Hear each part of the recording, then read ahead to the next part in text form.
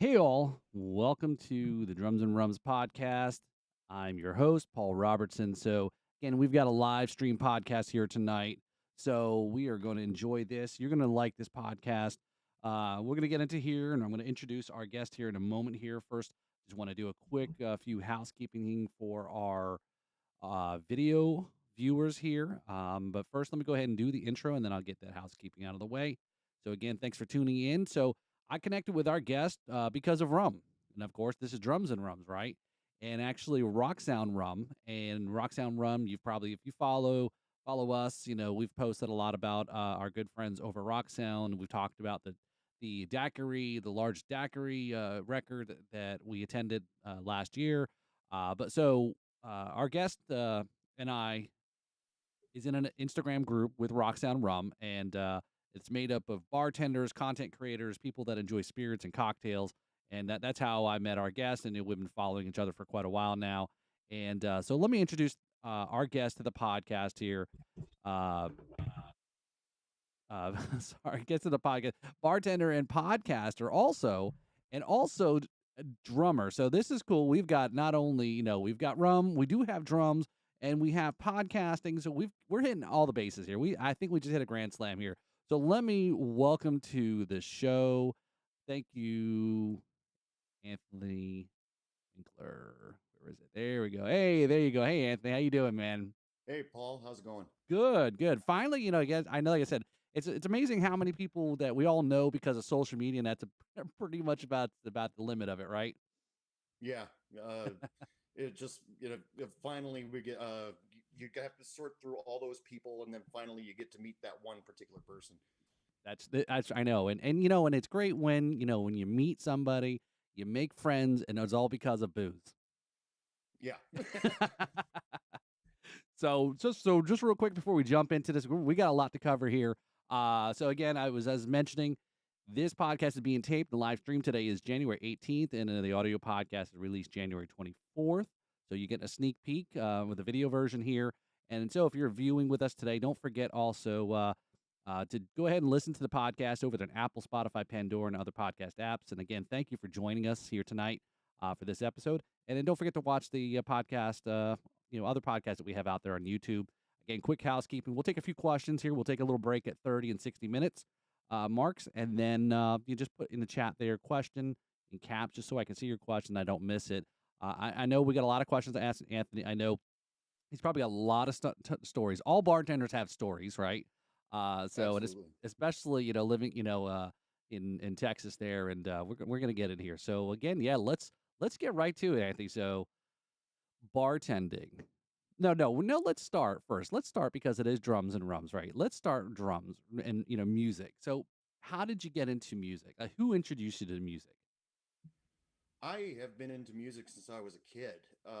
My father, uh, excellent piano player, listened to a very eclectic music because he grew up in the '60s when music was eclectic. You could listen to one radio station Mhm. and hear Led Zeppelin, uh, Sam and Dave, Janis Joplin, all in one radio station. And so my dad's musical taste was pretty eclectic, and I kind of adapted that uh, when I was very young. Uh, uh, he made sure I knew most of the classics,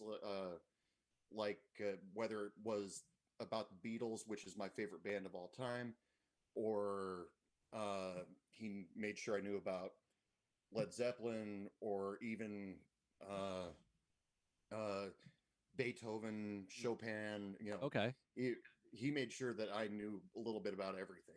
That's yeah, because when you mention, bands there like Zeppelin and uh very what we now call classic rock, right? Yeah. And but then go further back. I always love, we have had conversation with other drummers who follow some of the drummer lineage is Hmm. like if a drummer today and I'd be really surprised if they don't know some of the lineage, but they everyone knows Bonham, even non-drummers, right? And they know Bonham, Pert, and so forth. But then you go a step back, and then maybe you don't like Rush, but you know what? The guy that he was influenced is because of the result of this and because of the result of, I mean, well, look at like Dave Grohl, right? I mean, huge influences that go further back to drummers that people don't even know about. Right. The drummers that my first well, when I started playing the drums was in high school because my parents had me playing a whole bunch of instruments growing up. I started out on piano. I played the violin for a little bit and played the trumpet for a little bit. And finally, when I got to high school, my dad came up to me and he said, "Do you want to learn another instrument?" And I thought about it for a few minutes, and I said, "How about guitar?" And my dad, he was always worried about my tempo when playing piano because I'd always speed up, slow down, speed up, slow down. And then he said, "How about the drums?" Now, you try to tell, you tell a 14-year-old boy that he can play the drums. You think he's going to say no? You're exactly you're right. Yeah, yeah. But there's special kind of parents that actually let their kids actually play drums, right? So, yeah, but my musical influences back when I first started picking up the sticks were like Billy Joel, oh, okay, and I was listening to rap music. It was 1980 or 1990, about that time. okay, So gangster rap was hitting the mainstream. So I was playing along with a lot of current R&B rap, Billy Joel. So I think if I went down to it, my first influence was probably Liberty DeVito, who played for okay. Billy Joel, All right. and good solid drummer, hit those things so hard. That's a name that that's awesome because that's a name I haven't heard before, and to be Liberty. There's another name that doesn't get recognition. That guy's been in it. He's good. It's like the conversation I had last night with uh Pete. I'm drawing a blank.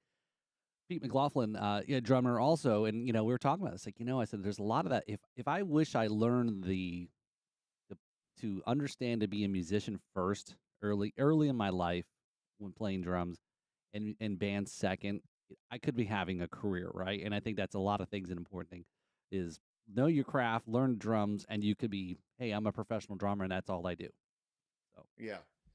When I first started playing the drums, my first teacher, he asked about my experience with music, and I said, "Well, I played piano for I've been playing piano for years." And then he basically picked up the syncopation book, tore out the first half of the book, and says, "Well, we don't have to cover reading quarter notes, eighth notes. because you know it, You already right? know that Right. stuff." Yeah, right, And and a lot of people don't know, right? And I know but is piano is in the percussion family, yes, right? So, yeah. I was listening to an interview with Billy Joel just recently where he was like, "Piano is a percussion instrument." He was talking about "Angry Young Man," and he said basically that came from this influence from the song "Wipeout." The big, mhm, that the big drum solo in the beginning of that. very cool. And I sat back and I thought about it. Well, yeah, it does make sense. But he was trying to play the drums on the piano, and after sitting back and thinking about it, and I thought, well, that's brilliant. You're right, translate it to a different instrument, and it's like, "Oh, we can do this kind of thing." Yeah, that is brilliant. I didn't know that. That's pretty cool. That's some tidbit information.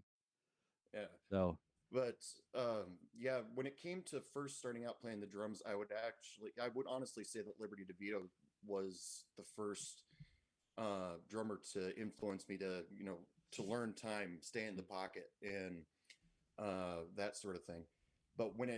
But as I progressed, as I went farther, I all of a sudden when I became a freshman in high school, this guy comes up to me and he says, "Oh, you play the drums?" And I was like, "Yeah." And he was like, "Try this album." And he hands me Metallica's "Injustice for All" album. And I know Lars Ulrich gets a lot of crap, yep, but yep. when I got that album, I had to learn how to play it. I still can't play most of it, but Lars Ulrich became a big influence on me. Um, but I always wish that back in the 90s when I was learning to play the drums the first time, I always wish I had YouTube, because now I'm sitting at YouTube watching Yep. Buddy Rich, Gene Krupa, uh, Karen Carpenter, all do drum solos. I'm like, where were these videos when I I was a know. kid? Right. Yeah, I had a very similar mention in recently about I was thinking about it was like I was working totally different, but working on my car and I had to refer to I said Chilton manual, right? YouTube is now the new Chilton's manual, right? And again, or in drumming or music is we had to buy the VHS tapes and when it became DVDs and so forth. But I remember there's a lot of those drum tapes you'd have to go and get, and not as They easy cost a as it is. fortune. Yeah, not as easy as today, right? It's simply able easier to stop, slow down, do certain things. But yeah, you're right. It's God, there's so much amazing stuff that's out there now to yeah, to help musicians, really learn and to uh, everybody loves taping themselves, right? So Yeah. Well, there's a lot of great talent that's been I've seen on YouTube, TikTok, that play the drums. And I guarantee if I had all that availability back when I was in high school, I would be stealing from everyone. Oh, I like that beat. Oh, I like the way they did that fill. so you're talking about the 80s here, late 80s and so forth. So here, let me just give it real quick here, a couple comments here from Greg is in the chat there. So he said Beatles, your favorite group of all time. We're gonna get along well. And he also is that his band director would not let anyone take drums unless they previously took piano lessons. So that Oh, really? yeah, so that's guy's really pretty interesting. So I consider Buddy Rich the best drummer of all time, and Neil Peart the best percussion of all time. Okay, that's fair enough. So Uh, so uh, Truth being told, now hopefully this doesn't piss off every single person that listens to your show. I like Neil Peart. I respect Neil Peart. But when it came to rock and roll drummers from classic era, even though uh, Neil Peart doesn't go back as far, I've always, ever since the mid to late '90s, I've been trying to adapt to a Keith Moon type of style without the destructiveness and the drugs and all that stuff. yeah, But Keith Moon, I kind of discovered, well, it was because of an interview with Richard Starkey, um, that Keith Moon advised him, when you're playing the drums, play with the guitar, don't play with the bass. And that opened up a lot of stuff for me, right. and pissed off a lot of bass players, uh, but the guitar players were like, "Oh, this is fun." That's what they've been missing out all along.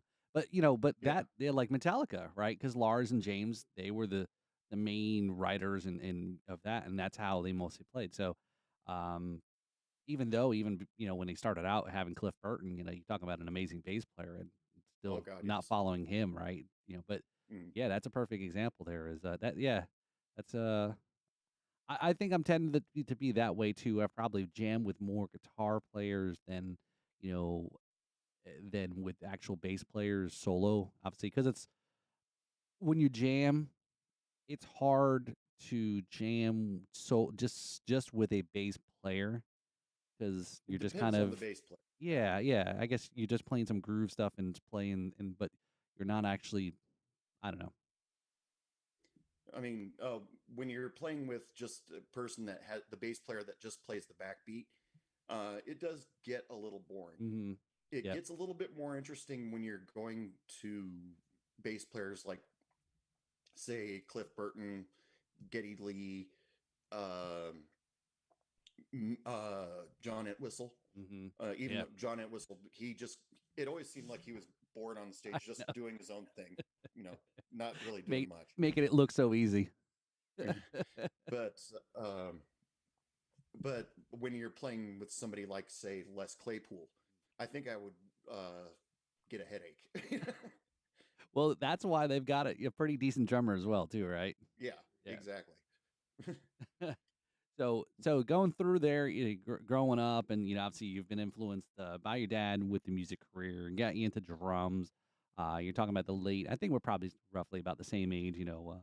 Probably you said late '80s, '90s. There's still just before rap really exploded on the scene. But again, there's probably I'm sure some of those bands you're listening to was probably like the Beastie Boys. Obviously, that was pretty much more commercial, available for everybody. Things like that. Actually, I was a bad boy. I was listening to the tapes that my parents didn't want. I had them hidden underneath the music that they approved of. Because I was listening to the Beastie Boys. I was listening. I did had the Billy Joel tapes. I had the Bon Jovi, but underneath that, I had like the Ice-T, Mm. NWA, and just because that's what was popular at the time, Right. and I hadn't really sunk my teeth into rock and roll just yet, and so everybody was listening to gangster rap, so I figured I'll Right. listen to it too. Yeah. Yeah, and at that time, yeah, because there's still a lot. I mean, MTV influenced a lot of people growing up in the '80s. Obviously, what they listen because that was the only way you can get music or learn about music, and there was no, as we know, there was no internet time. So yeah, that was the Injustice for All. It's funny is that I remember.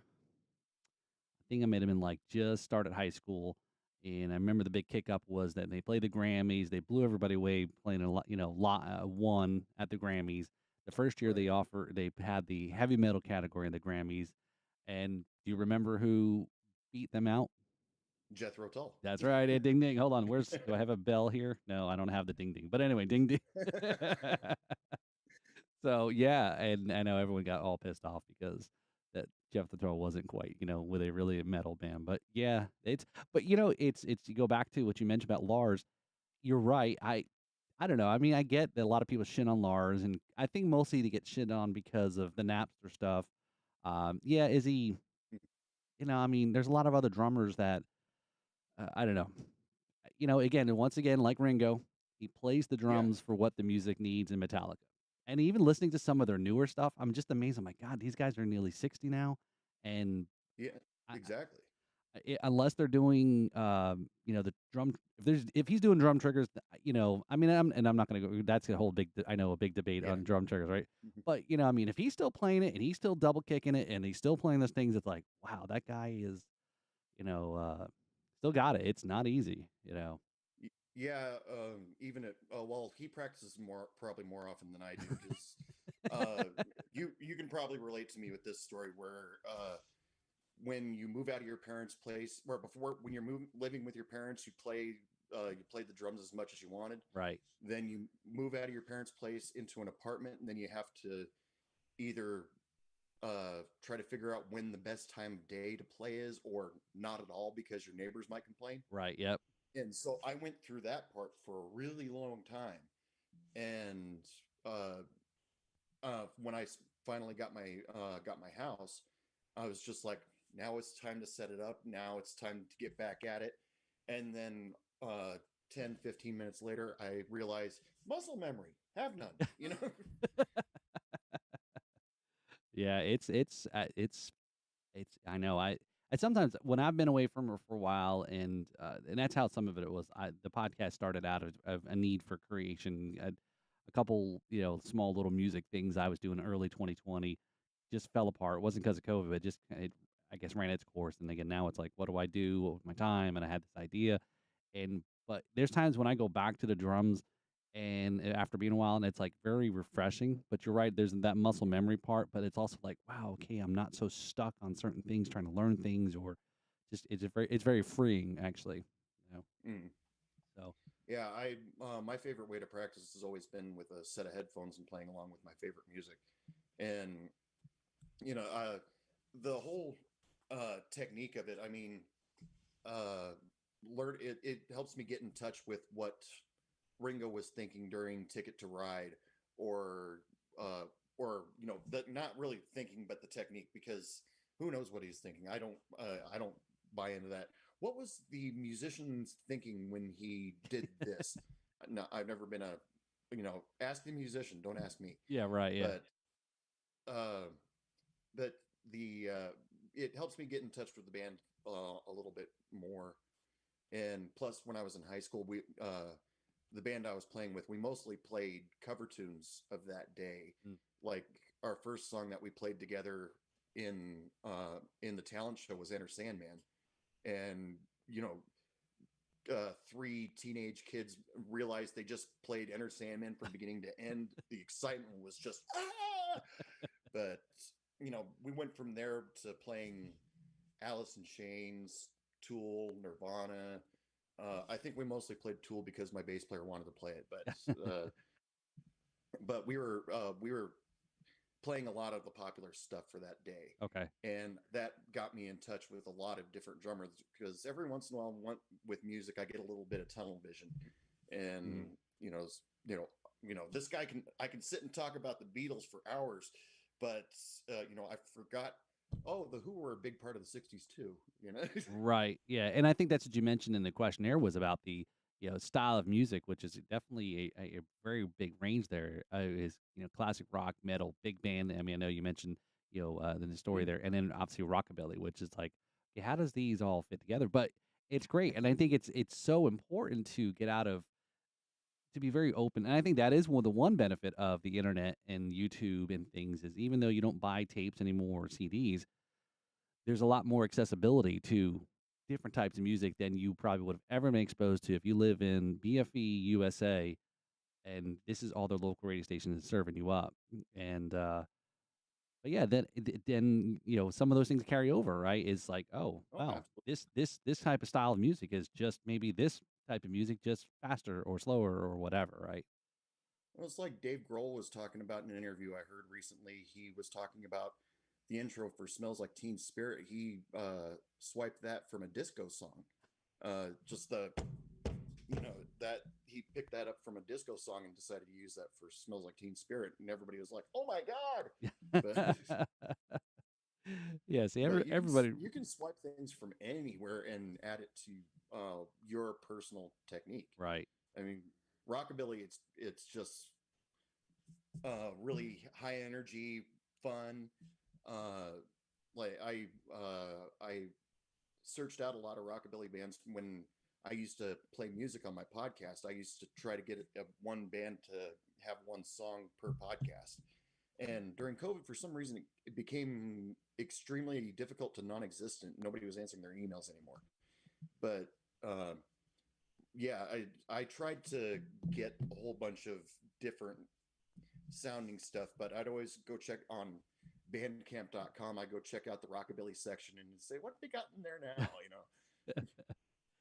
The Yeah, and I know there's and I've talked about this before. I think the study said that I read was like usually by the time you're turning 27,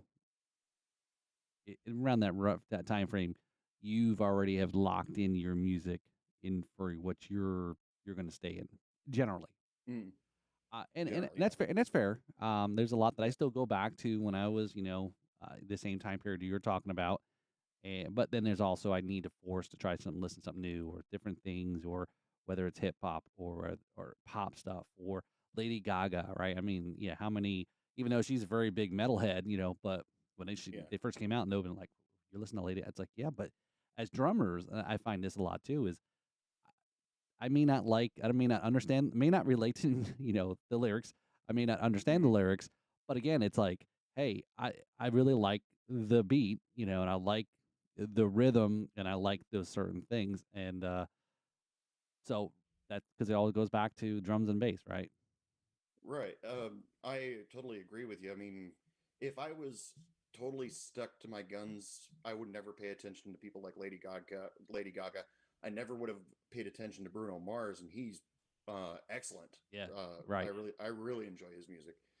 Um, but it's just as a musician, you got to kind of immerse yourself into different things, force yourself if you have to, because there's tons of music out there, and uh, some of the truth being told, some of the music of today has kind of turned me off a little bit. I couldn't listen to a lot of it for a long time because I studied audio production for a little while, and I started noticing how much they were using auto tuning, how much they were using copy paste Mm, for just one snare hit, you right. know, and that started to annoy me. I'm like, okay, I don't. Pro Tools, right? And I mean that kind of destroyed Yeah, those kinds of things. Well, we'll fix it in post, and we'll just drag this over, and and yeah. yeah. Sorry, I didn't mean to cut you off. No, Yeah, you made the point I yeah. was going for. So that worked perfectly. But when because I studied audio production, I learned Pro Tools a little bit. But when I started picking out, oh, that verse sounds exactly like the verse before it, or that chorus there, if I put a sound wave generator right next to it, I bet not one frequency would be different. It would be exactly the same. Right. And so I'm sitting there, where's the humanity in the music? Where's, you know, because maybe it'll like the Who's See Me, Hear Me, Feel Me on the Tommy album. Everybody knows Roger Daltrey, that first note he hits off key completely, but they kept it in because of studio time. And, you know, we just, just record it, get it on there. And nowadays, I don't think they would have done that. I think they would have done pitch correction or something like Right. that. But it's part of the humanity of the song, so I actually appreciate that. And and especially like whether you listen to the music parts that it's a little off. And some of the old stuff, again, like I said, it was a lot harder to go back and fix things, or you'd have to fully retape or record everything because it was on tape. Mm. But yeah, you lose a little bit of that whole organic feel. I mean, I know some people kind of may seem to be coming back a little bit to it because everything swings in like a pendulum, like where vinyls is making a comeback. People want to listen to Mm. vinyl, and because there was a better audio quality and nostalgia, I'm sure mostly. But yeah, I've recorded some things, and the engineer, he's like Pro Tools, like, okay, oh, hit this, like just hit something, and on that spot where you're hitting, then we'll change the sound on it. And so it's like, what do you need me for, right? Other than to Yeah. play live. So, but we were talking about the drum setup, and what I had envisioned has gotten to a certain point was, I bought a small breakbeat kit for the house, and was supposed to play with a smaller setup with a couple of the guys, and then it kind of evolved into buying mesh heads for the drums, so I could at least play in the house, and then evolved into, well, if I use the mesh heads, why don't I get drum triggers and then just Mm. plug into the brain that I have for my electronic Elisa's kit, and then it's like now I can control the sound, and we can make it sound whatever. And so you're still playing drums because it is still that, but yes, am I turning it an analog into a digital signal and sound? Yeah. Uh, I think there's a trade off, right? Yeah, I tried the Ulysses drum kit for a little while, and for some reason, I just wasn't happy with the feel of it. Mm. I mean, I was excited to be able to change the sounds, to have my coffee table tom, instead of just being, have setting my Coke on it, Yeah. to actually be a timpani drum. I was excited about little things like that. Right. But when it came to the feel, it wasn't for me. And I keep thinking I'm going to go back out and try a whole bunch of different electric drum kits and because I remember when the first electric drum kit first came out, and there were just those rubber rings, Right. the heavy black rubber, and I thought they were awful. It didn't feel like I No was rebound. playing around it. Yeah.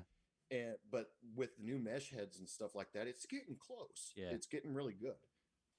Yeah, and those old stuff. Well, it's almost like if you bought the drums for GarageBand or Rock Hero, it was kind of Mm. like that, right? Yeah. There was no rebound coming off of actually playing the stick. Actually, one of our very early guests was at the Drum Jojo in Nashville. Now I'm drawing a blank on his name, but he learned how to play drums from the drum set on the Rock Band. That's what he told Jim Riley. Yeah. And Yeah. he's like, that's the drums I had. I learned, and he was like, well, that's kind of interesting. Again, you play free mode, I guess you can do. And of course, that's kind of the drums are not set up in a certain way, because of you cross and stick for hi hat. But yeah, it's yeah, I don't have a high end Elisa's kit, was something somebody was selling. I was like, well, cool. I convinced my wife and say, oh, look, I can be quiet in the house and play. So yeah, but yeah, I did. Those Rock Band drums, interesting. A memory of my niece when she was about 4 years old. They hadn't really gotten her started in music yet, but she sees my dad, my sister, myself, and my brother-in-law. We're all playing Beatles Rock Band, Oh, and of course, being 3, 4 years old, she's curious. She wants to play it too, so we either turn off the controller or put it in free mode or whatever. And my dad sent me a video of her playing Rock Band with my sister and my brother-in-law. They were playing Lucy in the Sky with Diamonds, and she started hitting the drums, and I'm watching her very closely. I'm like, my God, she's got perfect tempo. And I don't even know if she knows that song, but she's Lucy in the Sky, and I'm like, she's not, playing what's on the music, but who cares about that? She's got great tempo. Right. It well, hey, it's some of it's born with it, right? Yeah. So who are some of the drummers on YouTube that you watch? That does covers, or do and like who's some of the YouTube drummers? Oh, I knew you were going to ask me that. I was thinking about that earlier today. Um, let's see, the ones that I've been paying attention to. I haven't actually seen one of her videos in a long time. I don't know if she's still around. Her name was Maytal. Yep. Mm-hmm. Meytal. Yep. She was excellent, and sounded like her career was going way up, and that's when I lost track of her. She joined a band or something like that. Yeah, it's weird. I'd say she kind of really, yeah, of course, blew up. To help, not to knock her skills, but she's a good looking girl, and so I mean, she got the skills and get the package, and she blew up, had started growing her brand, and then started playing in the band. I remember following, and then yeah, it's all of a sudden kind of disappeared. And there was another drummer at the time. Her name was or her handle was Lux drummer Lux. Anyway. So she was a female drummer, and I remember watching some of her videos, and she was playing Painkiller in high heels, and oh dear God, and she's playing double bass in high heels, and again there was a lot of it was like, all right, why does everybody make it look so? I mean, again, I know everybody practices, but the right positions on the drums that you're not reaching, overdoing, and so forth. But yeah. she had a join, so I'd followed her. I've watched her for a while, and then she joined the band, the Necromancers, Necromantics, and they were, Romantics, yeah. yep, thrash and psychobilly and so forth. They came to West Palm. I was like so excited. I'm like, holy cow, she's coming here. I want to go see the band and so forth. And you know, of course, I'm probably like the only person that actually knew who she was just because of following on YouTube. Whereas and I was wanting to meet her afterwards, but she disappeared. It's like, okay, whatever, I get it. But, So, but there are a lot of great drummers out there. The girl who that family band, the Liliac band, that are on TikTok. I think they were started out as a metal cover band, but I think they're starting to do their own originals now. And but she's really good. There's on Instagram. There's a guy with white hair, mohawk, sunglasses, um, big, huge drum kit, and he's really good. I don't remember the names of most of these people, right. But when their videos come up on YouTube, I say, okay, I'll check you out for a little bit. The algorithms are working. Well, have you seen? Damn, I'm gonna mess up his name. Is like Samus666. He's like he does a live stream all the time. I'll have to send you the. He does live stream, and he's got a huge following, and he's playing covers. I mean, he's pretty entertaining. I have to. I'm probably messing his name up. And then there's another guy that everyone's like sending me. It's funny. Is like like when you're a certain thing, people like send you all those whenever they see something. Like, oh hey, you're into poodles. Oh hey, and everything poodles. Yeah. And there's the one I don't remember his IG screen name. I think he's on YouTube as well. But he's like he's from Europe, maybe Spanish. He may be from Spain, and he plays a lot of stuff one handed. And yeah, that's another guy that was like, I think I've seen him. And he's insane. I mean, he's playing double bass, and he's doing, like he's got insane, stick control, and yeah. Yeah, I remember watching him and thinking, I never got my single stroke roll, let alone in one hand, that clean, right, and that fast. Yeah. So too funny. So, so the drum kit's set up, right? And as you mentioned, you're in the house now, so you got it set up. Mm-hmm. Okay, cool. Going. So I know, like, yeah, that was well, when you contacted me, I had that Stranger Things video in my saved videos because I wanted to do that for a really long time, but I had to clean up that room first, and that was taking a lot of time. But when I finally set up my drum kit and then I, put on the Hellfire Club shirt and made that video, that's pretty much where everything goes. Um, I I've had that drum kit since I was 16 years old, Oh wow. and it's gone from Oregon to Washington, back to Oregon, over to Texas, and yeah, it's been around. I wish I still had my kit. I did actually the kit that I had when I was in the same boat, right? Obviously went to high school, moved from playing the drums, high school, moved from New Jersey to Florida, try to acclimate and so forth. Didn't bring them with me, and then trying to establish, and then never quite got back into it, and then eventually till I moved to South Florida, eventually got my own house, and then got started, got into drums again, and that's because now I own, right, like I said, this is my house, and now I don't have to listen answer to anybody, and and so it's funny is because I had it was again just let me just get something, didn't have a lot of money at the time, just got a forum kit and keep it, just kind of gets back into it, and then at some point got a Gretsch Catalina kit, sold the forum to a friend.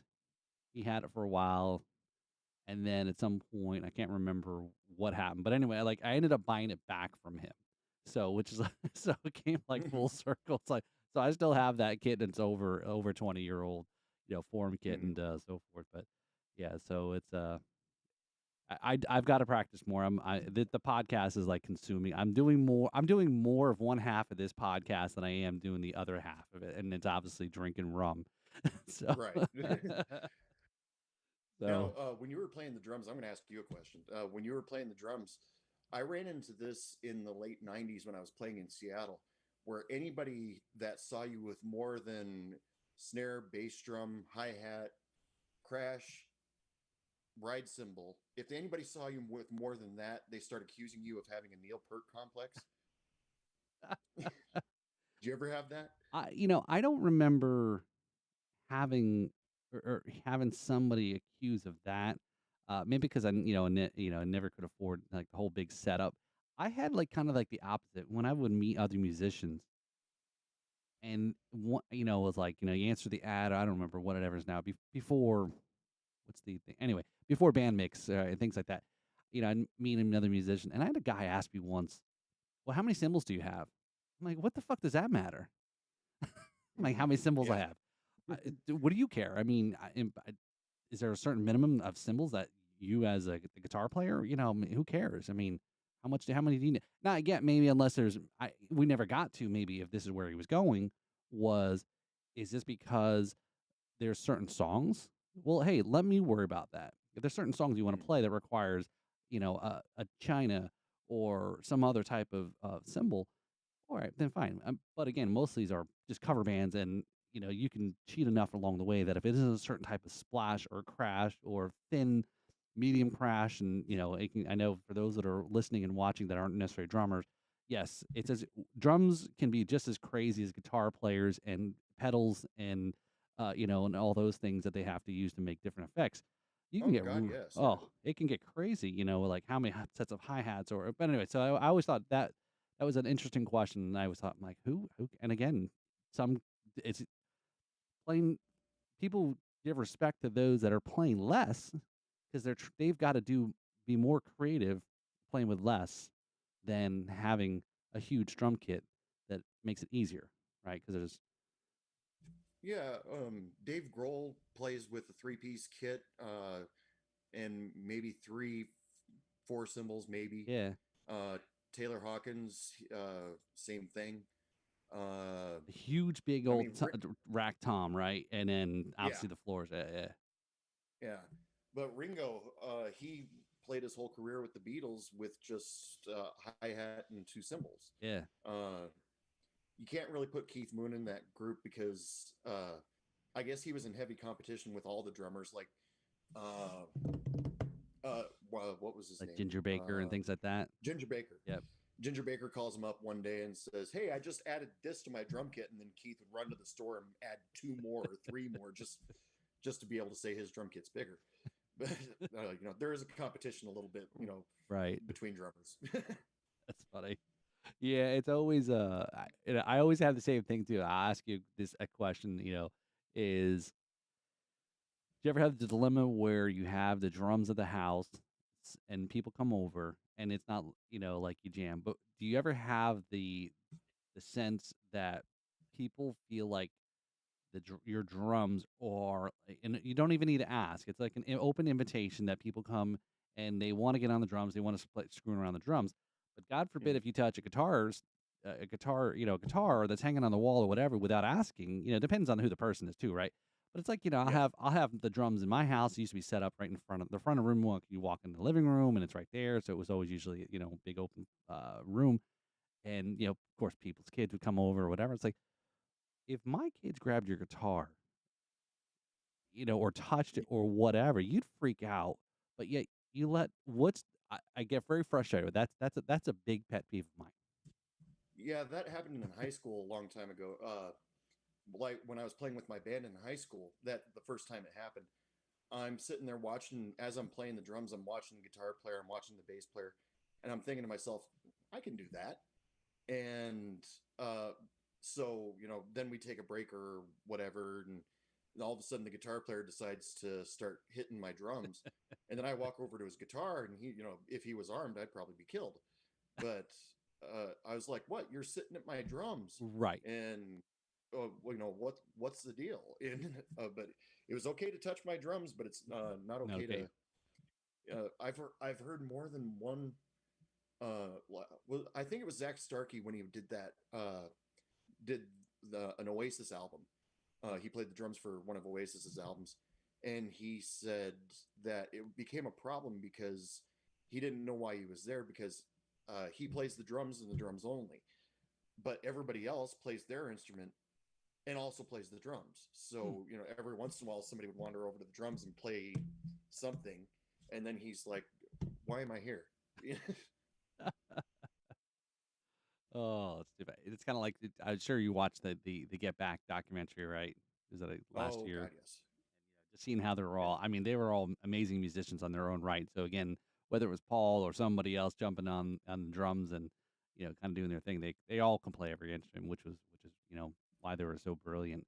But I remember I have seen tons of footage of that and how kind of cockeyed even George Martin got when Ringo started playing the piano, showing them Octopus's mm, Garden, and everybody's like, "What?" that's a bizarre. I know it's just the name of the song. It's just and well, the song. Just listening to the lyrics is Yeah. it's bizarre. I saw him this past fall with the All Star Band, and that was a great Oh, show. Yeah. yeah. So Greg I've always wanted to see that. Yeah, Greg Bissonette he was playing drums, and it was cool because Ringo would get up. I mean the whole All Star band would all play their own songs, which is cool because you got to hear Steve Luther uh, play Rosanna and Toto, or Hmm. Africa,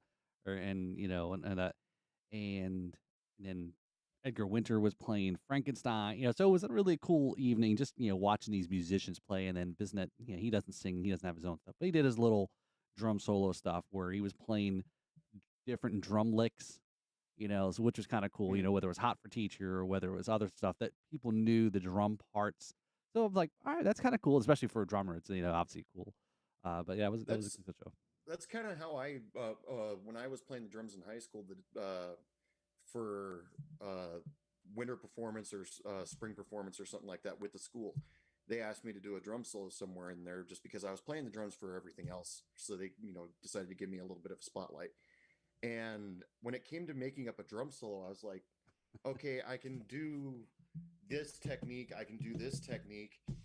I'm bored. Mhm. So I started splicing together a whole bunch of songs, of drum parts that I like the intro to Sing Sing Sing, or the intro to, or the uh, I didn't have a double bass, but I kind of faked it. That center middle part in one, I Mm, threw that in there, mhm. or a Yep. little jazz time, or maybe just straight punk smash things.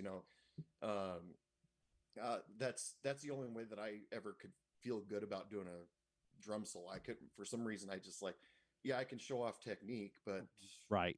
yeah.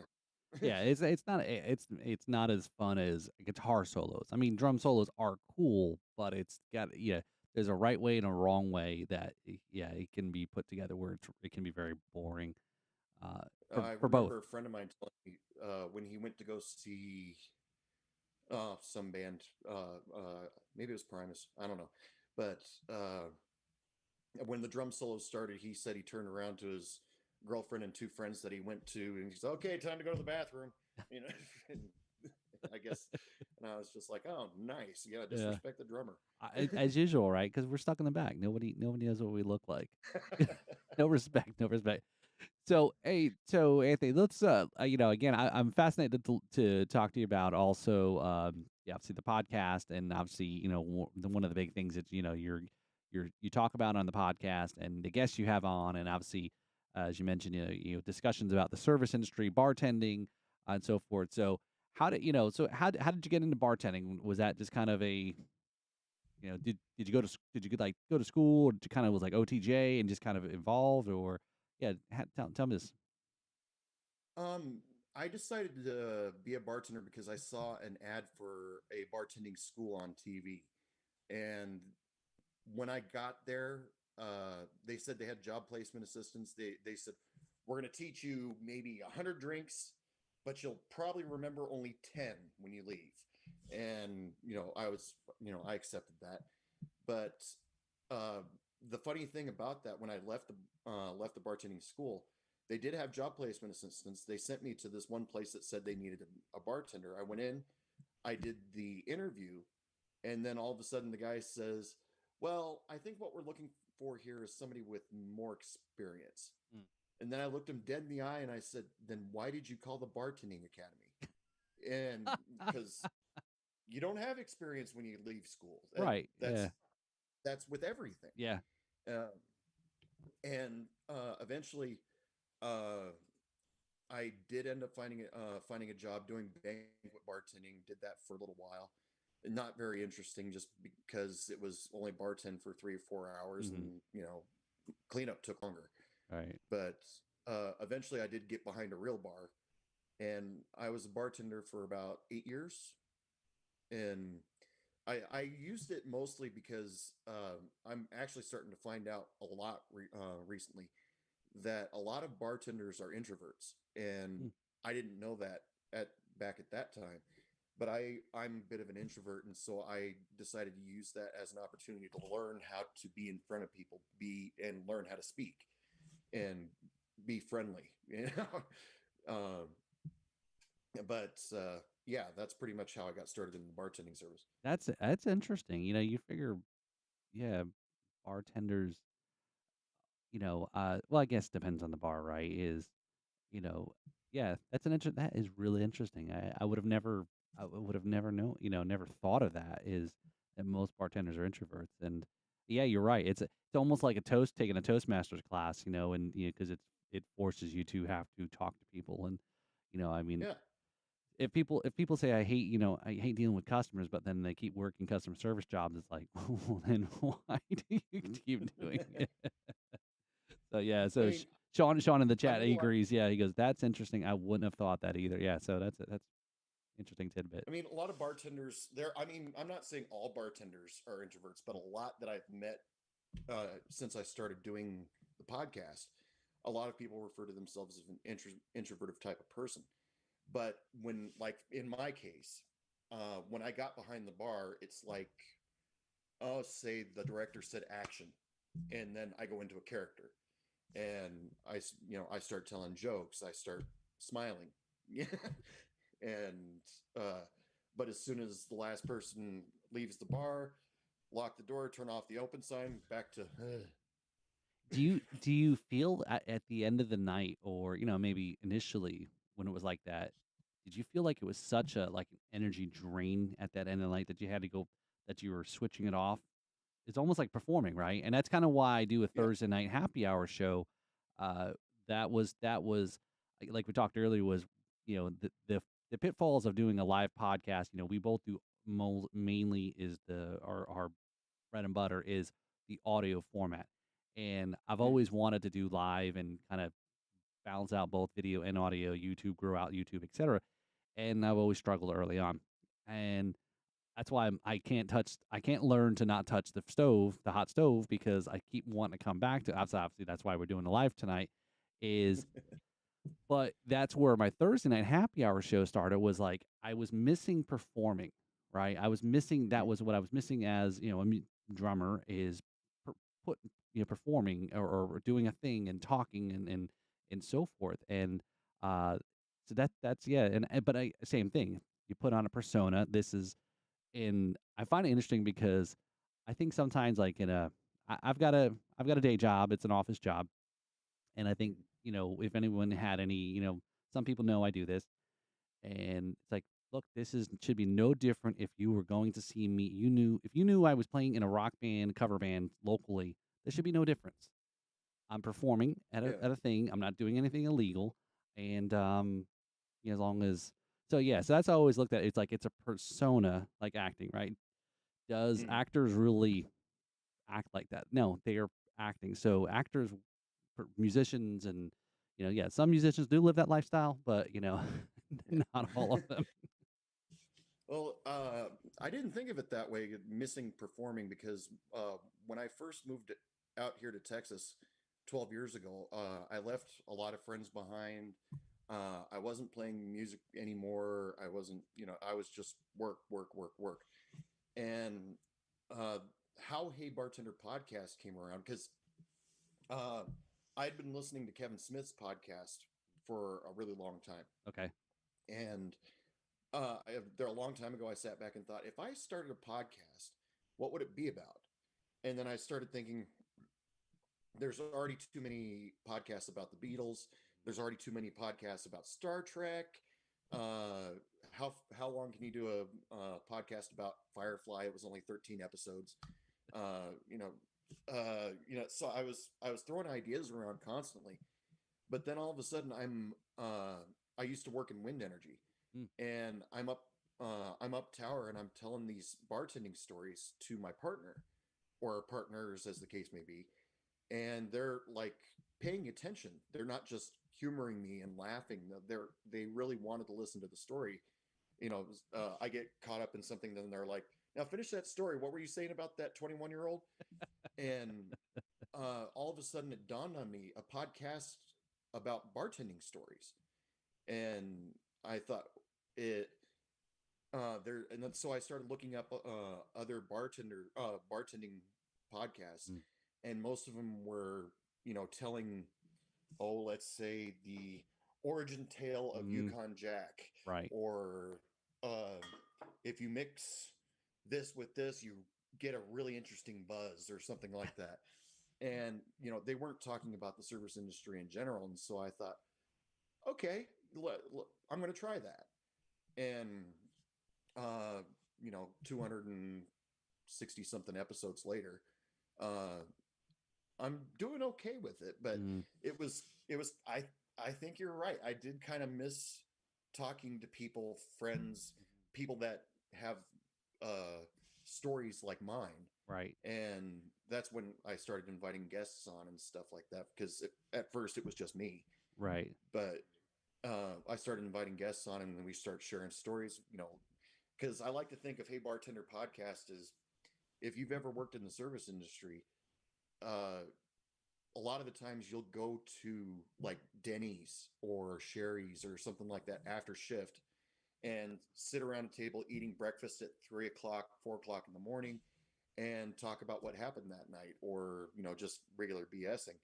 And that's kind of the atmosphere that I try to keep the show. Yeah. And because we're just swapping stories is all, and No, try that's to promote them, of course, at the right. same Yeah, time. because that's an excellent because yeah, people love to hear the stories, right? There's a good storyteller, or I mean, hell, listen. I mean, look at the as much as the true crime genre has Oh, blown up because it's a story, or we're going to tell you about this story about this crime, and there's a you know yeah, I totally understand the starting out part where you have to either beg, borrow, friends or people or try to do it solo. And you're like me, right? And I have a little bit sometimes the I don't want to say jealous, but like, man, there's others that are doing their things to as a with other people or another, at least another person.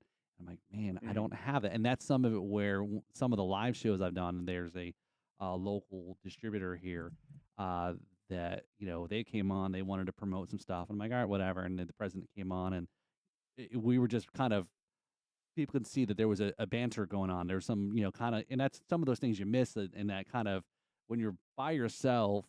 Like I said, as you know, it's hard to keep that like your recent episode. I'm sure that was kind of tough, as it was a solo. With a solo episode, you've got to control what you want to talk about without kind of going Yeah. off on a tangent.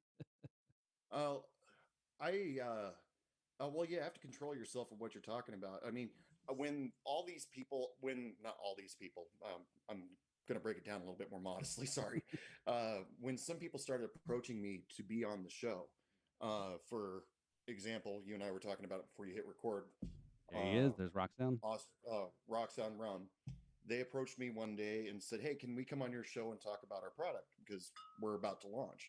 And I said, "Absolutely." And then all of a sudden, I get free stuff. Cool, And uh, but when people started approaching me to come on the show to talk about their product, I'm like, "Oh, yeah, this is Yeah. fun." And the some of the stories that I get from people that are just upstarting their own business, Mhm. uh there it's encouraging. It's uh what's the word I'm looking for, inspiring. Yeah. You know because like there was one guest I had on my show a while back. She was just working at the bar that she was working at, and all of a sudden one day her boss turned around and said, "I feel like doing something else. You want the bar?" And sold it to Oh, wow. her. And I was just like, "That is awesome. Please come on my show and talk about that." Yeah. And it's and yeah, so the people you have on or the businesses, I think that's an interesting part is that, it's I love talking with distillers or company brands or rum brands that come on that are mom and pop, right? Because everyone is chipping away between Bacardi and Captain Morgan. 50% of the rum market is those two companies, and then everyone Correct. else fights over the rest of the other 50%. And just kind of talking to them, especially when I started, it was just before lockdown happened, so I didn't start because of the pandemic, but and then going through, and then after we got through it, and especially here in Florida, it was we definitely were opportunity where we were quite a bit open than most states. And just talking to these companies were like, how did you make it through? It's great to hear that of course, a lot of them were like, hey, we just started a company in 2019, and then the pandemic happened. And it's like, God, that talk about timing, talk about all these things you go through. And it's like, it's great to see that you made it through it. You have your passion, your dream to kind of keep moving forward. And I'm sure it was very tough, very nerve wracking. But like you said, so all right. So Sean, yeah, all right, well, I'll catch you later, Sean. So yeah, so Sean just said, got to run to. He's got to he's got to watch another live here. But he said I'll definitely rewatch. Just subbed Hey Bartender Podcast. So there you go. So there, you got a new All listener right. there. So Thank thanks, you. Sean. Yeah, so yeah, same thing. It's love talking. So most of these companies are local, or is it kind of just broad all over? No, anybody that wants, anybody that wants to promote their stuff and they hear about my podcast, I've had whiskey, rye, rum, vodka companies come on the show. Um, it's been it's been a lot of fun. Just usually I used to set out a stipulation that if I'm going to talk to one of your ambassadors, I want them to have worked in the service industry. Okay. Uh, but I've been a little bit lax on that lately, Mhm. just because the distilling part of it. I've talked to some distillers, Mm. and that's really interesting stuff. Yeah. But like the ambassador for vodka that I had on my show, he was a all around travel bartender. He got hired to do big events, things like Cannes Film Festival and Wow. other stuff. And so I beat the crap out of him for some celebrity stories because I'm a complete slut for those stories, you know. So yeah, But those that have worked in the industry that become right, because they can actually, that's why they can speak it, or ones that have been behind the bar. And I've had a couple on that. Again, if you ever want me to, make the connection, if somebody you see that, let me know, and I'll make the introduction. Is like Ian Burrell, who's known as the global rum ambassador. Now I know, ambassadors is a broadly used term, but he's been recognized in brand and so forth. But his story was, he came on, talked the story. He was in England, and he's a Jamaican guy living in England, and so he knew about rum, obviously the right fit, because obviously all those things go together, and again, he knows his product. He actually owns also a portion of Equiano rum, and but he started behind the bar, so then he can educate, and he can talk about it. And same thing with Mitch from, I'm drawing a blank on his last name, but from Black Tot Rum. He was also a bartender in the UK, and some pretty big name places in.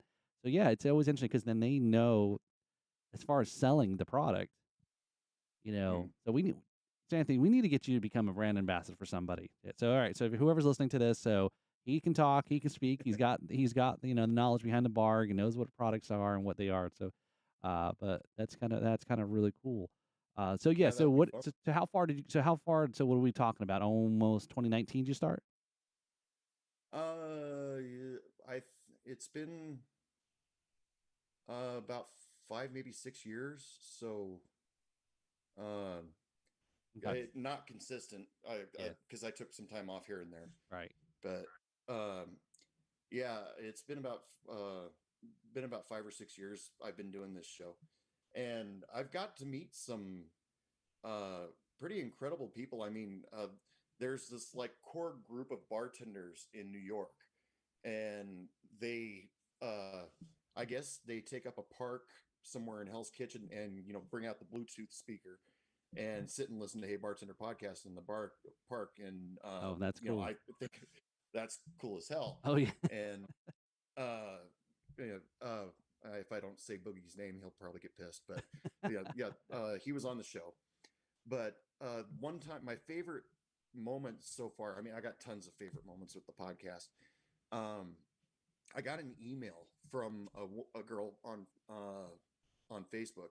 She said that her uh, husband or boyfriend at the time was a huge fan of the podcast, and they were from England. And I'm like, my God, they're listening That's to me in England. that's pretty cool. And uh, she was wondering if I could give him a birthday shout out, or just do Mm. kind of like one of those, what are they, cameo things. Oh yeah, yeah, yeah, yeah, And yeah, I and I said, hell, I'll do you one better. I'll say it during the show. And that would be awesome. yeah.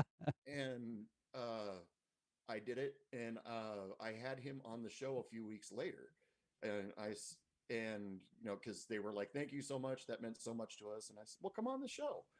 And and he came on the show. He said that he was jumping around his house, excited. He was a little drunk, but he's jumping around his house and excited. And I asked his wife for a reaction video, and she told me she couldn't do that because he was in his pants or in his underwear at the time. So I'm like, okay, yeah, please don't send me Oh, that. so those are the best um, ones. That's going right to TikTok. but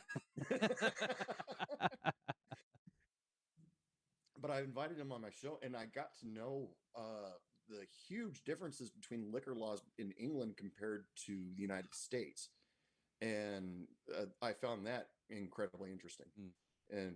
And I look at my where people are listening to Hey Bartender podcast, and I'm like, people listen to me in India, huh? Yeah. And it actually floors me, and I'm hugely appreciative of it. But it's just funny. It's who's your host? Who's your host with My host, the podcast hosting company? oh my studio. Yeah, or who do you? I guess who? Uh, Oh, who do I yeah, like who I Podbean or something like that. Yeah. yeah. I use I just blanked on it. Anchor. Okay. Yeah. So I'm with Buzzsprout, and yeah, I hear a lot of people talk about Anchor. So, I yeah, the analytics and tools, and yeah, it is really cool when you can see where people are listening, and you're right. It's like, how does somebody, like, so I took the month of December off, and I was really worried about. I said, let me take a little break. I want to catch on some things, and this is the first time that I took a break. Uh, well, here in Florida, we had hurricanes, so I had went every week since January 2021 and up until October 22. It was the first time I actually had a gap in the podcast. Mm. So again, it sucked, but again, my job came first, and other things, priorities, and then finished up. Told everybody in the last episode that I was going to take a break for December, and I've been talking with some other folks about possibly, working together to start like a network, with like-minded shows and so forth. Mm. And so that was the idea to kind of start. And then start of December, I just had this idea about doing a short, because I guess apparently in 2023 micro podcasts are like the thing. And I started a short form podcast while I was in the car driving to work, and my drive to work is like no more than 10 minutes. I'm that close to work. Mm. I'm on and off the highway, so I figured, all right, it's like, all right, this is it. You're at this episode's gonna be 10 minutes or less, or it's free. Again, it was just like if you were carpooling with me, these are some of the things that I was thinking about, was wanted to discuss, right? So again, it's a solo show, but I'm discussing while I'm actually in the car. So this is authentic, and but then after looking at some of the episodes, 'cause now I'm putting one out every day, and again, just recording, very minimal editing, and then put it out. I think I started to kind of dilute my existing channel, because then it was like, all right, well, this isn't drums and this isn't rums, but I mean, it's me, but I'm not talking Yeah. about either one of those two things. So I ended up backing out those episodes, or delisting them. I was like, all right, well, we'll keep it. We'll see how that experiment went. But it was interesting. I did zero promotion on that on any social media, um, but they were getting picked up and listened to in like South America, and in other places. And I was like, how is this getting picked? Who was stumbling across this? Because it's underneath the Drums and Rums channel, but I'm not getting these same places on on the Drums and Rums shows that have already been posted and so forth. So yeah, I'm always fascinated in how that all works, and how the algorithms and things and people stumble across shows. And it's like I said, social media, as and I know you're a big Instagram guy too, and I want to talk about that. Is Mm. you put together a lot of really good content. I really thought the state laws were interesting, because like a lot of people don't know, like you said, about the laws. That's why that was the roundabout way how, as you mentioned, about the laws in England. This is how I'm getting back to what you said Yeah. there about this. I get you. Yeah. Yeah. So Uh, I'd heard, yeah, that only happened because I had heard that there are a lot of strange laws out there. You hear about certain things. There are certain adult positions you can't get into. I don't know how dirty I can get on this show. Sorry. go for it. Go for it. There are certain like sexual positions you can't get into in certain states that are considered illegal. I think there's even a law in Oregon where oral sex is illegal. But that's been you know long forgotten about. Right. Thank God. But I started wondering if there were strange liquor laws Mm. out there, and so that's when I started doing the research, and that helped boost me on TikTok, because Mm. basically my TikTok and my Instagram page are virtually the Same. same. But that helped boost my TikTok because I'd hashtag the state that I did that day, and then everybody wants to know about that because they live in that state, or they follow that particular state. Right. Right.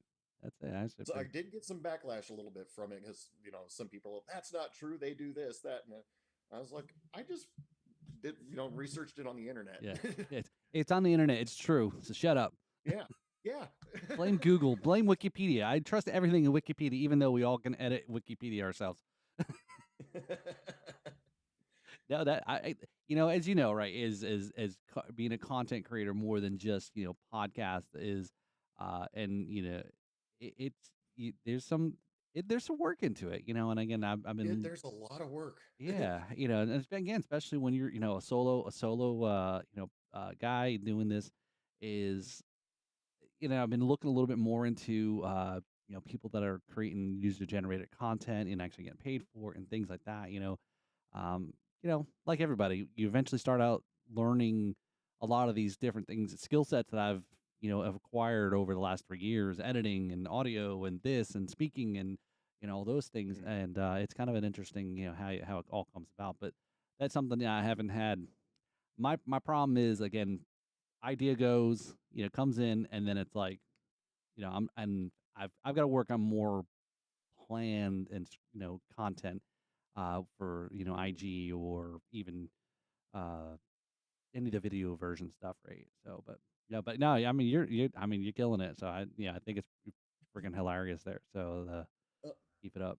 it's just so much work because I mean, I'll during the day I'll be driving around, and I'll say listening to Conan O'Brien's podcast, and I sit there and go, I sit there and I beat myself up, if I skip a week, 2 weeks, I beat myself up. Going, come on, if you want to see this podcast successful, you got to keep on it, and then I listen to Conan. I'm like, how does he do it? But then all of a sudden, I listen to the end of the show. Conan O'Brien, starring Conan O'Brien, assisted by Sona Mosevsi, produced by this guy. Right. Talent produced by this guy. Like he's got help.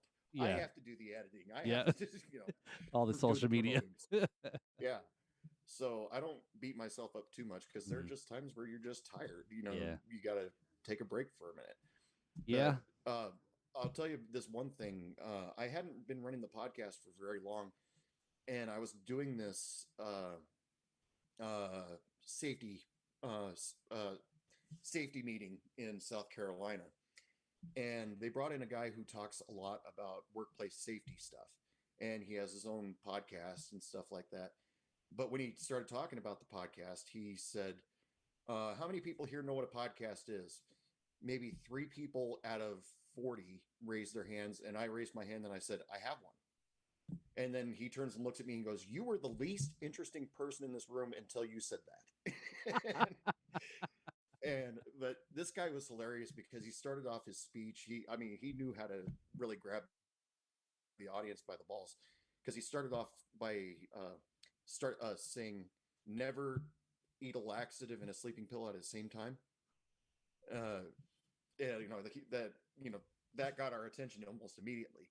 But when he took me aside for a few minutes and he said, "I'll give you a piece of advice. Whatever you do, just keep doing it. Eventually, people will come to you." Right. And that was incredibly encouraging, and I totally appreciate that guy to this day for giving me that little bit of knowledge or Reinsurance. Yeah. Yeah. yeah, It's you're I know, those that want to start it out or how to get into it. Always people ask me, it's like, how do you do a pod? I'm like, basically, you hit record and record yourself, and you have a yeah, I get that company. question too. Yeah, you get yourself a hosting company, and you put your stuff up, and that's pretty much it. And Mm, people are very amazed by it. It's like, yeah, again, the problem is people know Joe Rogan, and that's where yeah. everyone's bar is, right? And it's like, look, not everyone is Joe Rogan. Nobody will be Joe Rogan. There's Mm, other that are very successful and can, but Joe Rogan also was, known before podcasting and, UFC, and he was an actor and and all the comedian and all these things. So, but you're right and I think I assume it's still the stat for, for those that are listening is most podcasts that people start out don't make it past, I think, like the seventh episode. yeah, yeah. It's like, Yeah, wow, this only seven, because yeah, they figure out it's like yeah, this is actually hard. literally yeah, there are literally millions of podcasts out there, but they don't make it very far because they ran out of ideas before episode 20, let's say. And I think bringing guests onto the show ended up giving my show longevity Mhm. because I would have run out of bartending stories a long time ago. And, and I'm not here to teach. I'm here to entertain. So, Yeah. and I think that's pretty much what it comes down to. Because if I didn't, all of a sudden say, you know what, I think I want to bring guests on the show. I don't. I think I probably would have stopped years ago. But Right. it's been fun to get to meet all these people, and usually people are like, I've never heard of your show, but hell yeah, I'll be on it. Yeah. Right. Yeah. Yeah. It's it's funny is that in most that don't under it's like no look I, if I'm asking you I think what you've got is either informative or entertaining and I want to talk to you right and if Right. and again if I think that and again like your audience if you've got somebody on obviously if they like you that it's like one of those if I'm a friend of yours whatever that analogy is friend of mine is friend is yours kind of thing and uh yeah, I like I'm that same boat, right? It's that I always had started out wanted to talk to folks, and but again, I'm sure the same way. We have evolved over our journey in our podcasting, world. I started out with an idea and thought how things were, and then changed, and again, you kind of keep kind of adjusting, but be consistent because that's why I worried about taking a full month off and then throwing a whole bunch of other stuff in there that I'm like, did I hurt myself a bit? Do I have to kind of rebuild? And I was actually going to take a little break during the summer of last year when I hit my 100th episode. But I had a great rum guest. Went up to Georgia to interview the owner of this distillery in Georgia, and it got a lot of traction. Again, I do social media to promote through it also, and it got a lot of traction. I was like, well, shit, I don't want to stop now because I've got a little bit of a little buzz or groundswell, and that. So I kept pushing through it, and like I said, it's probably the biggest thing is being planning and being organized to kind of make it easier with guests and prepping and all that. Yeah. I last summer my whole family went on vacation together, and so I sat back and thought, okay, I'm going to be gone 2 weekends. I need to get at least 3 shows in the can before I leave. And I worked hard. Calling people, messaging people, please be on my show. And then I got all 3 of those done. And then I thought, okay, I can enjoy my vacation. All I have to do is take out my cell phone, hit post, all good to go. But when Christmas came around, I was like, time to take a Mm, break. yeah, And because I've done lots of Christmas episodes and New Year's episodes, it's okay. It's one of those things like another podcaster, Vicky Magar. She does Peace Toast and Jam. Is her name of her podcast. You got to give yourself permission to take a break, mm, and so that was me saying, okay, time to sit back, relax for a little while, and so I can come back fresh. yeah. Yeah, that's important to get a little bit of like we're talking about the drums, right? You take a little break from it, and then you're like ready to kind of explore it and go all into it because you just need that mental, that the break, the routine, because it becomes a grind, and it becomes then you feel like it's a burden, and it's a kind now you're chained to it, and at least that's how I had sometimes I've gone through, and I feel is like that, and so give us a crazy bar story here.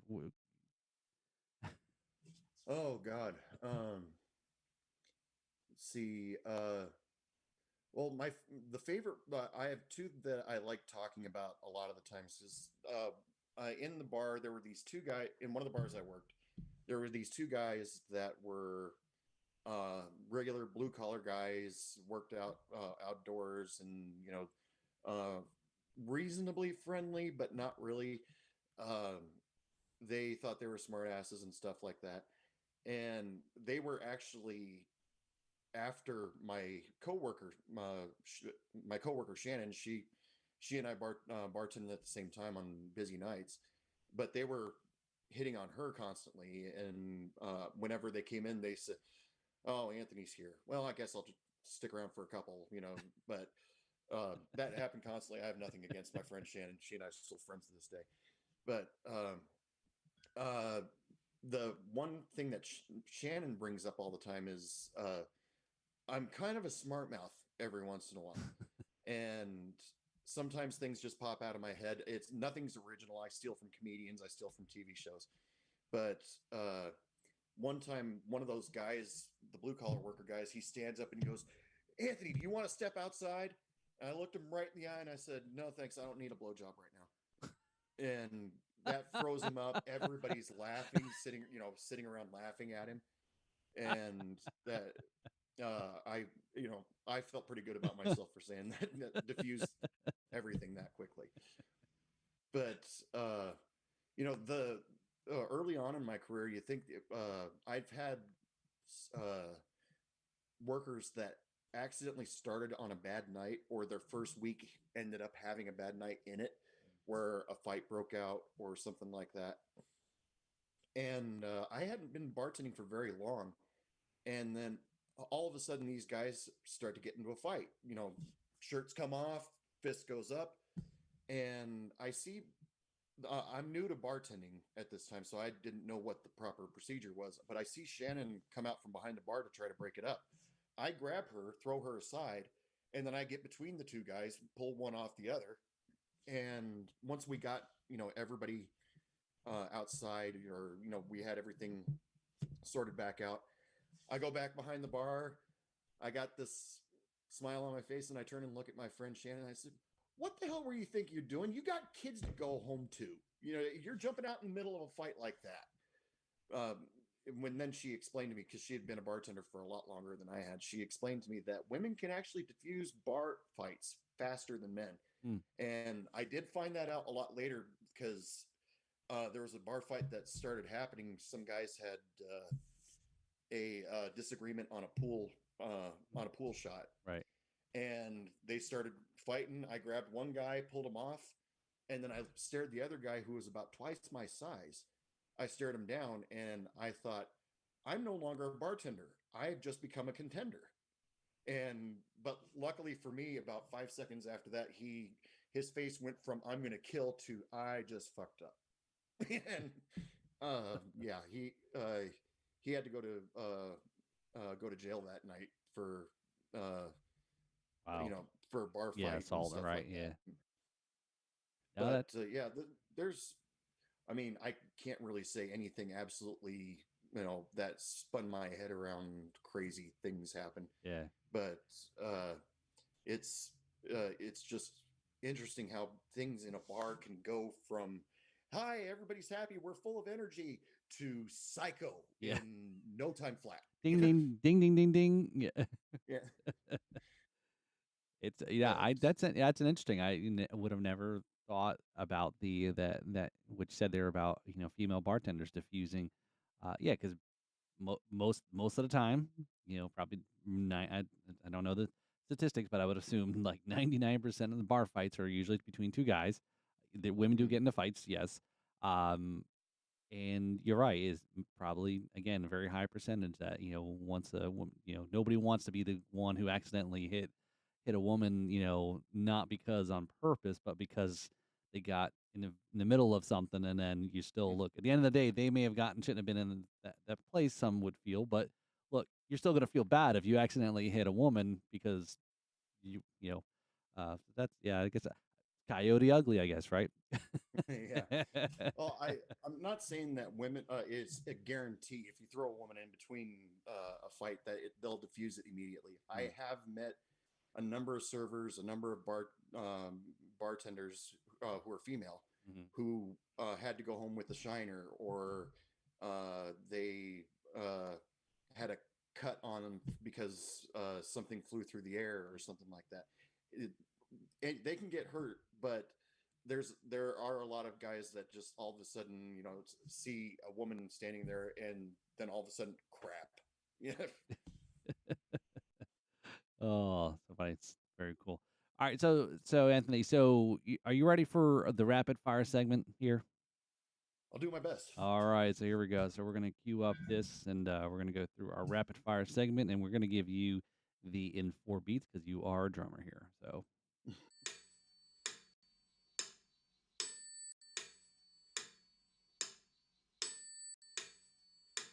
here we go. We're gonna come back here, and then we're gonna queue this up here. So the way this works is in 4 beats or less, Don't overthink these questions. The first thing that comes to mind, answer the questions. And then again, we're just having fun here. All right. So in 4 beats or less, our first question here is all the drummers get this question. So again, I'm sure you know what it is because you listen to the podcast. In 4 beats or less, who's on your Mount Rushmore of drummers? Keith Moon, All right. Ringo Starr, uh, Lars Ulrich, Gene Krupa. Okay, there you go. All right, okay. I've had some different answers, interesting answers. I've had some ask, it's my Mount Rushmore, so I can put however many I want. So there's no limit. I never said there was a limit, but so it's interesting. It's always interesting. You said there's some different names that get thrown in there from time to time, and there's some that are obviously very similar. All right, so in 4 beats or less, okay, best concert you've been to. Billy Joel, Elton John duets tour. Oh wow. I know a lot of people talk about that one. Yeah, two great piano players and to see two legends, right? Yeah. For the tour, the specific tour I went on, I think it was probably the last tour that Liberty DeVito did with Billy Joel. Okay. But Elton John brought back his original drummer. Oh wow. For that tour, and that was a lot of fun. Yeah. Just, I'm a big fan of Billy Joel. I'm more of a fan of Billy Joel than I am Elton John, but I developed. You ever have that moment where after you see somebody live, you appreciate them more than you did before? Yeah, and because again, that was kind of me and Elton John. Because you can be very removed from it, and then until you see the performance, like, wow, okay, this guy, gal, can really rock and put on a good show. So you respect that they're putting on a show rather than whatever else you may see. So okay, all right, And plus, Billy Joel playing Elton John songs, Elton John playing Billy Joel songs, or them duetting each other's songs. It was incredible. That's it. Last night when I had Pete McLaughlin on from Dad's Unfiltered podcast and also drummer, he hit me with that question. He goes, "So have you ever heard a song played that was like the band totally changed the way that it was sound?" And I guess what he meant was like if let's say the Metallica. So say if I went to see Metallica and I was expecting to hear Enter Sandman and they played Enter Sandman like in a ska version, right? Would I have been pissed off about it? I mean, whatever, and I said, I can't remember ever. I don't recall that happening, or at least that's ever stuck in my mind. But I do love it when I hear a song, and most of the time it's probably a cover band or here in Florida, a bar band or something, and they play in a different style. Like I've heard there's a musician here in West Palm, and they're mostly like very Florida beachy, vibey reggae, and they did a cover of Midnight Rider in very much like kind of a reggae kind of vibe. I'm like, well, that's kind of cool, So, but yeah, but that's cool. Seeing obviously listen both to the piano players playing each other's stuff. Yeah. An example of that I would like to bring up, Metallica's Saint Anger album, not well liked even by me. The version of All Within My Hands they did for the S&M 2 compared to the version that was on the Saint Anger album itself, I loved it when they played it with the orchestra. I hated it when it was on the Saint Anger album. But it's an incredible song. But they've played the acoustic version of it now, and the Saint Anger, that album, I want to slap Bob Rock sometimes. But, that was when that's when they had enough. All right, so in 4 beats or less, question number 3, as a bartender here, what drink do you hate making? Anything blended. Honestly, one of my most popular, most viewed TikTok video was this girl that came in for a 21 run, and she asked for a strawberry daiquiri, and I mentioned that little does this girl realize I hate making blended drinks, but it's her 21st birthday, so why not? I'll make it. And she comes back, any blended drink, you're not going to taste the alcohol. The people don't know that. And she comes back up to the bar and says, "Is there any alcohol in this?" And I said, "Yeah, a shot of rum, strawberry mix." And she goes, "Well, when I make it at home, I can taste the alcohol." And in my head, I'm going, because I didn't use half the bottle. Yeah, right. And uh, but uh, but yeah, because anything that's blended, just because the blender's loud, you have to clean it after every time Yep. you use it, and then somebody walks off with this blended drink across the bar, and then another person looks up and says, "Ooh, Ooh. that looks refreshing. Yeah. I think I'll have one too." And then you got to make another one. Then you got a loud blender. Then Yep. you got to clean it. Yeah. I posted something very similar like that on IG, or I don't know, remember wherever it was, again, it was about making daiquiris. And, so I go into a bar and I said, "Hey, can I have a daiquiri?" "Oh, we don't have a blender, or the blender's broke," right? I was like, "No." I Well, said, blender's broken. it's like, yeah, because I don't want to make I said, "No." I said, "I didn't ask for a frozen daiquiri. I asked for a daiquiri." "Well, what's that?" I'm like, "Okay, apparently you haven't actually been trained in bartending."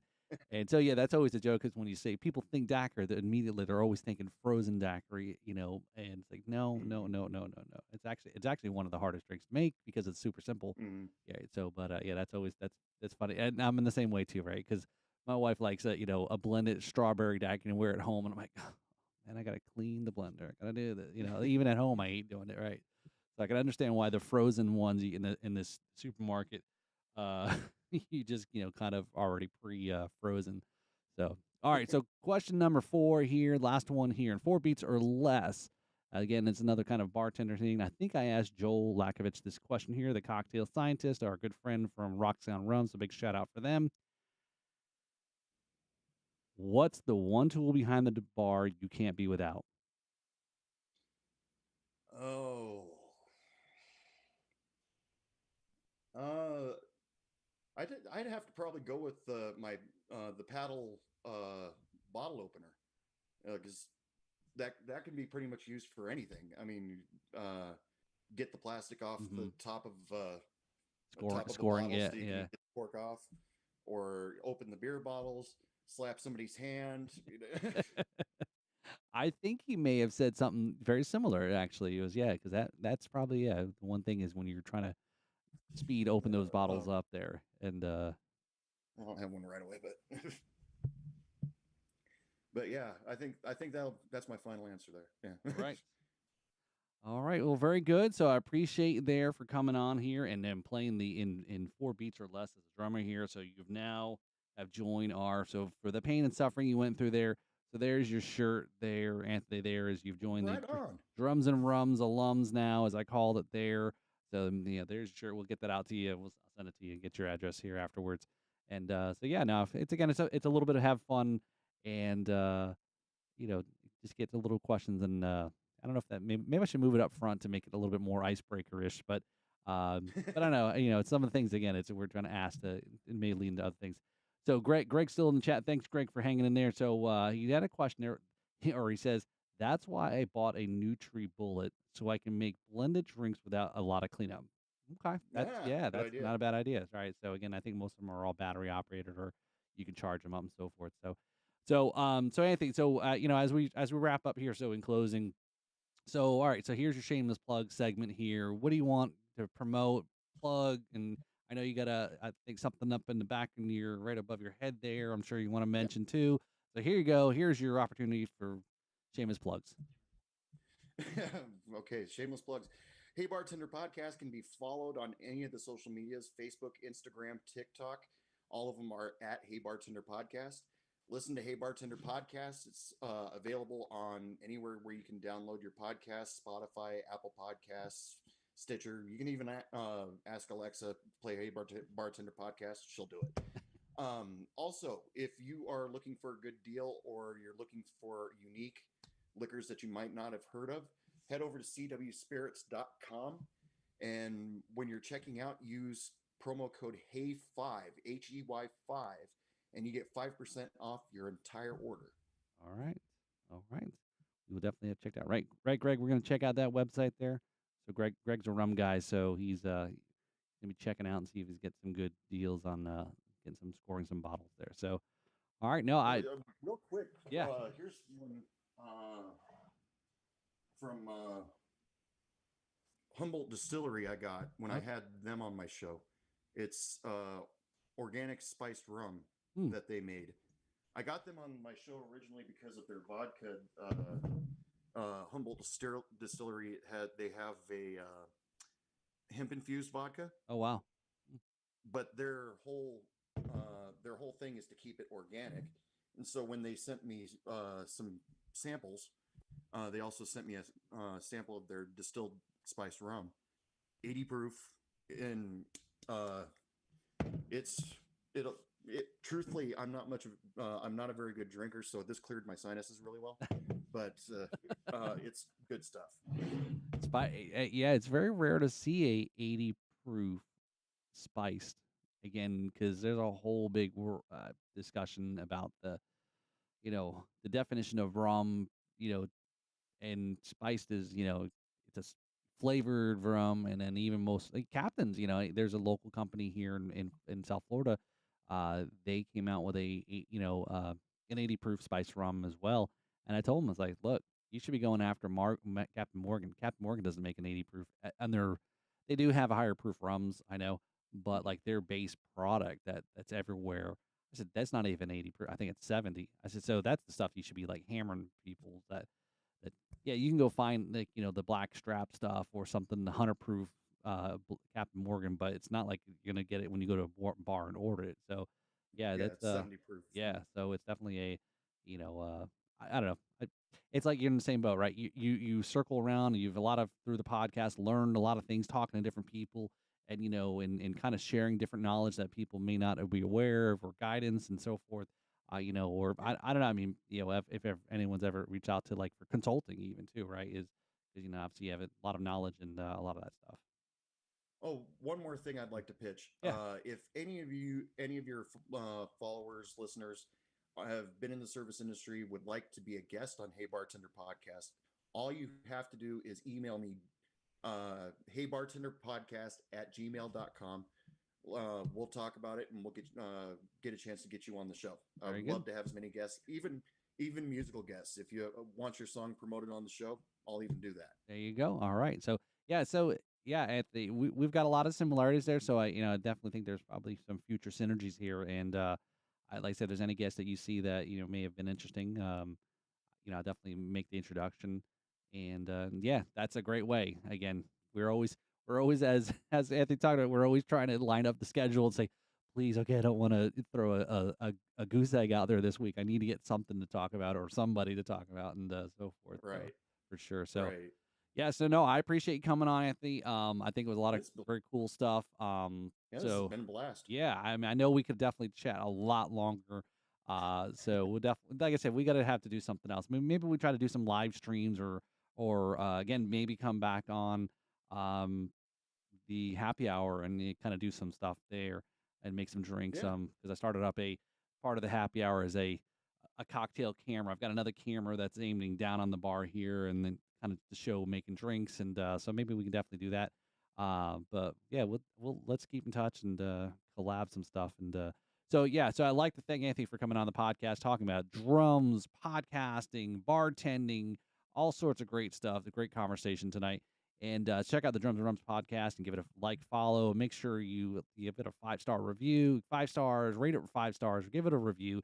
And as Anthony says, those things are really important. People think we're just a bunch of full of bullshit, but the ratings and the reviews does make a difference because that's what advertisers, that's what people look at to say, hey, is this a podcast that I want to check out?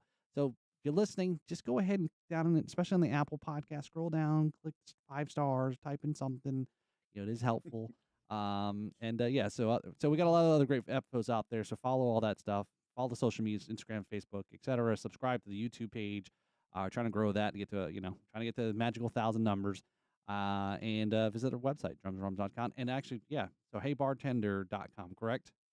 Heybartenderpodcast.com. There you go. All right, so I want to make sure I get it right. So, but yeah, so that's all. I appreciate Anthony for coming on there. So I think hopefully everybody has a great day, night, evening, whatever time of the day it is you're listening to this. And this is Paul with the Backbeats Meets Spirits. Thanks all.